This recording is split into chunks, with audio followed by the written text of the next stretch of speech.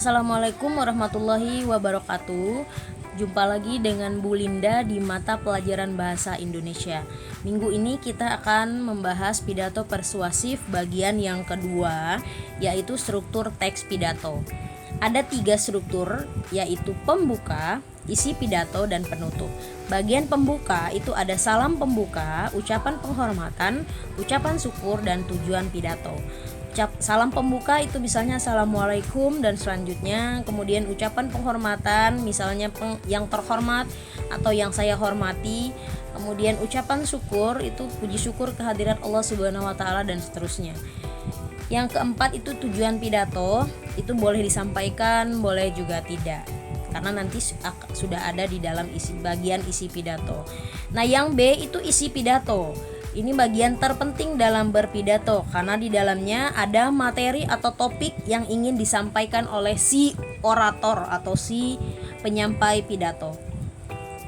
Yang C itu bagian penutup. Di dalam penutup ini ada kesimpulan dan pesan, kemudian ucapan terima kasih, permohonan maaf, dan salam penutup. Jenis-jenis pidato. Ada banyak jenis-jenis pidato. Yang akan Ibu sampaikan di sini hanya 5, yaitu sambutan, pidato kenegaraan atau pemerintah, pidato instansi, ceramah, dan khutbah. Selanjutnya metode-metode yang digunakan dalam berpidato. Nah, ini penting ya. Yaitu pertama, metode naskah atau manuskrip. Ini berarti si oratornya atau orang yang berpidatonya itu menggunakan naskah. Lembaran-lembaran naskah ya. Jadi dia hanya membacakan naskah yang dia tulis. Kemudian metode hafalan atau memoriter. Ini berarti si oratornya menuliskan dulu pidatonya, kemudian nanti dihafalkan. Jadi ketika sudah berpidato tidak menggunakan apa-apa, hanya mengandalkan ingatannya saja. Kemudian metode serta-merta atau spontan, atau mendadak atau impromptu. Nah, metode ini biasanya dipakai oleh orang-orang yang sudah terbiasa memberikan pidato atau sambutan, karena tidak perlu ada persiapan tertentu. Kemudian yang D, metode catatan kecil atau ekstemporan. Ini berarti si oratornya mempersiapkan catatan kecil, bagian-bagian yang penting yang akan dia bicarakan ditulis dalam kertas, kemudian nanti kertasnya dibaca. Jadi ketika dia berpidato sesekali akan dilihat catatan kecilnya itu. Selanjutnya, langkah-langkah ketika kamu ingin menyusun pidato persuasif. Itu pertama, menganalisis publik dan situasi. Artinya kamu harus tahu dulu siapa yang akan mendengarkan pidato kamu.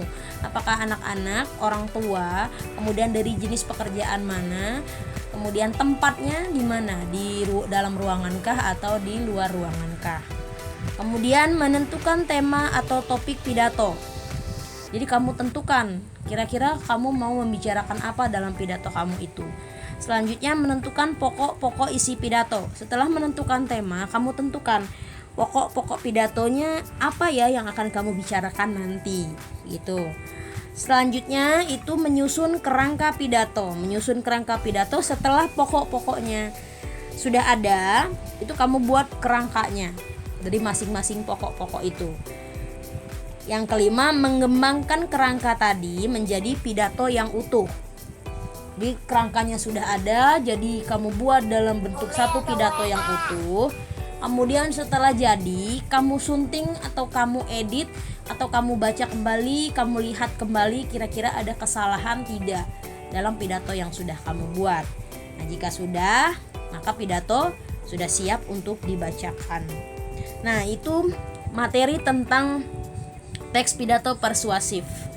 Mungkin hanya itu yang dapat Ibu sampaikan. Jika ada yang ingin ditanyakan bisa japri ke nomor WA Ibu. Dan Ibu akhiri, wassalamualaikum warahmatullahi wabarakatuh. Tetap belajar dan tetap semangat serta selalu menjaga protokol kesehatan.